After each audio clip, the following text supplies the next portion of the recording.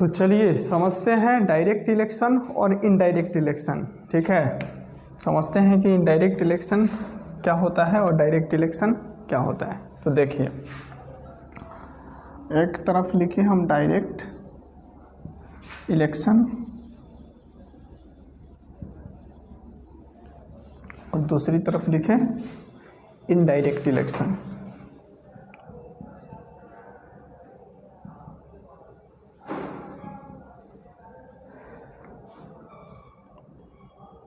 देखिए, direct election में क्या होता है ना कि जो कॉमन पीपल होता है, यानी हमारे और आपके जैसे आम जनता, वो पार्टिसिपेट करता है। तो आप यहाँ बोल सकते हैं हमारे और आपके जैसे आम जनता अपने एमपी और एमएलएज को क्या करता है, चुनता है अपनी अपनी कॉन्स्टिट्यूंसी से। तो यहाँ पे क्या होता है कि जो हमारे एमपी और एमएलएज होते हैं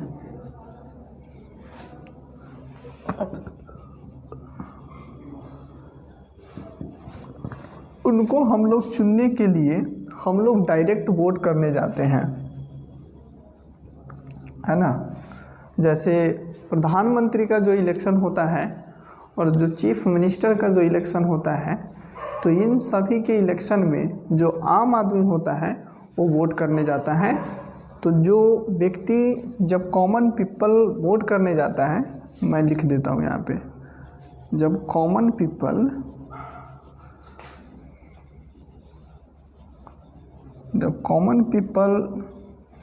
जब इलेक्ट करता है अपने कैंडिडेट को, तब हम उसको डायरेक्ट इलेक्शन बोल सकते हैं। जैसे जो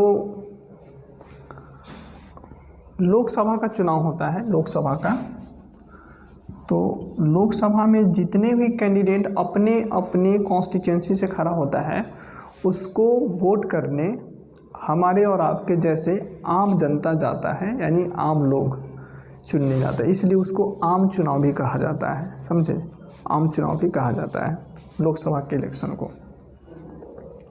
तो डायरेक्ट इलेक्शन किसका किसका होता है, तो एग्जाम्पल के लिए आप लिख सकते हैं, एक तो जो हमारे एमपी होते हैं, मेंबर ऑफ पार्लियामेंट, और लोकसभा के जो होता है, लोकसभा का जो एमपी होता है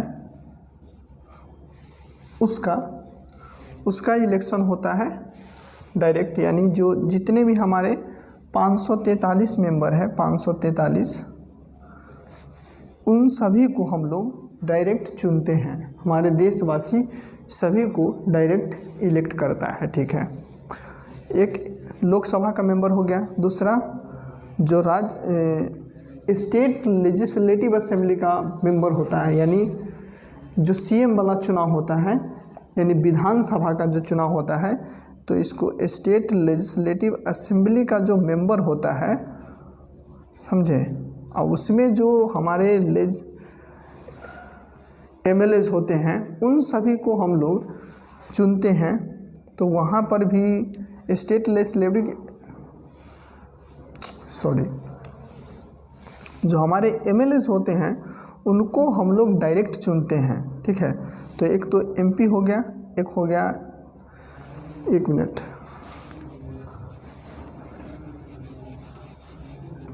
एक एमपी हो गया हमारे और एक हो गया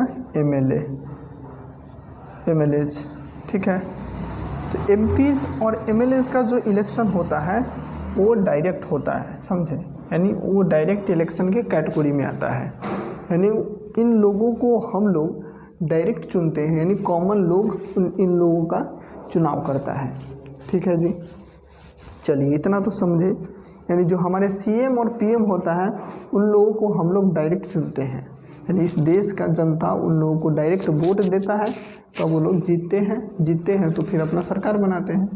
ठीक है, चलिए अब इनडायरेक्ट इलेक्शन में क्या होता है कि हम लोग डायरेक्ट चुनने नहीं जाते हैं, जो हमारे रिप्रेजेंटेटिव्स होते हैं वो चुनते हैं अपने प्रतिनिधि को। देखिए, जैसे प्रेसिडेंट का होता है ना इलेक्शन, जो हमारे प्रेसिडेंट होते हैं हमारे देश के, हेड ऑफ स्टेट जिसे बोला जाता है, तो जब प्रेसिडेंट का इलेक्शन होता है तो उसमें क्या होता है कि जो हमारे एमपीज होते हैं और एमएलएज होते हैं, जितने भी इलेक्टेड, जितने भी जिनका इलेक्शन के थ्रू इलेक्ट होकर आया है ना, बाई इलेक्शन, जितने भी इलेक्टेड रहते एमपीज और एमएलएज, तो वो लोग क्या करते हैं, प्रेसिडेंट को वोट देते हैं।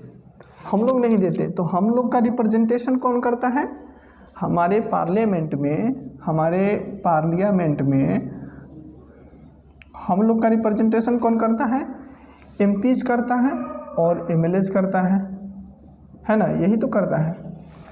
एमपीज और एमएलएज हम लोगों को रिप्रेजेंट पार्लियामेंट में करता है।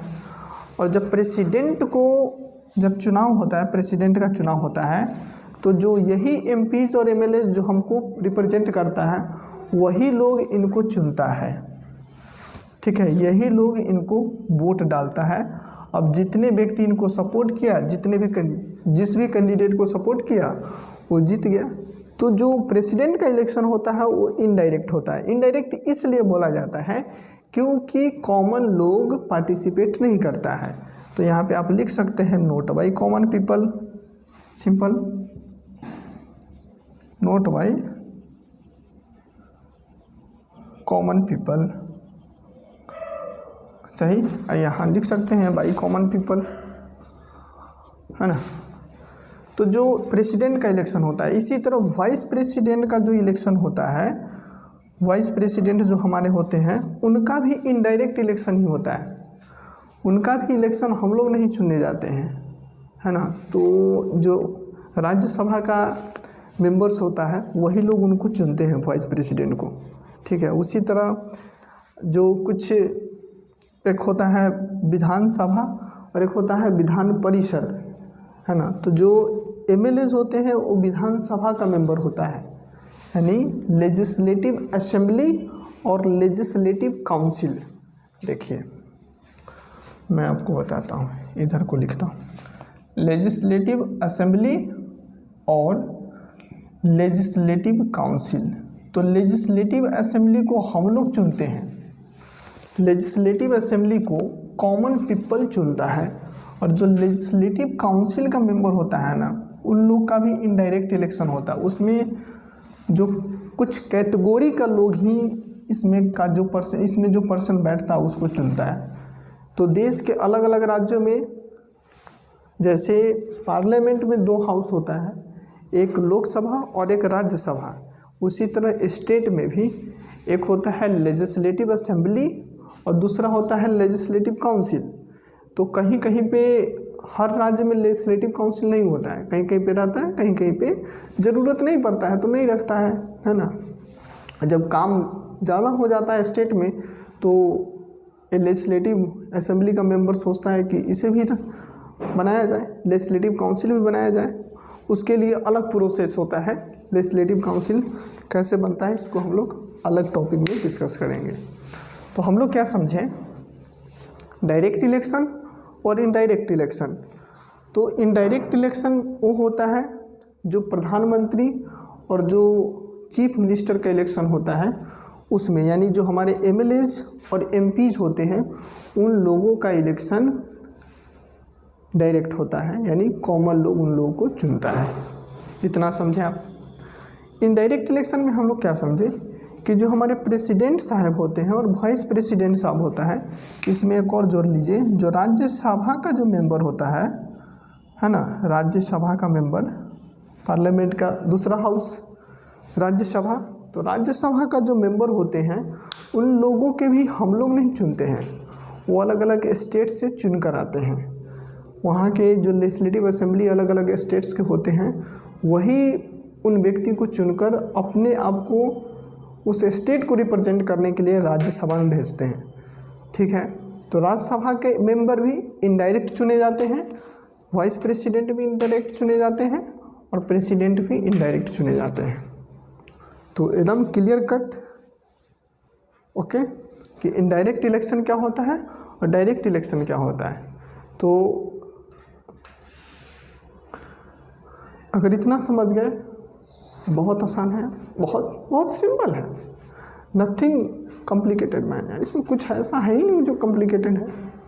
तो बहुत सिंपल है, जो हमारे जिसमें हम लोग वोट करते हैं उसको कॉमन पीपल का उसको डायरेक्ट इलेक्शन बोलता है, और जिसमें हम लोग वोट नहीं करते हैं उसको हम लोग इनडायरेक्ट इलेक्शन बोल देते हैं। समझे ना? तो समझ गए होंगे, झूठ मत बोलिए, ठीक है। तो आज भर इतना ही, फिर हम लोग कभी अगले क्लास में मिलते हैं। ओके, तब तक के लिए बाय।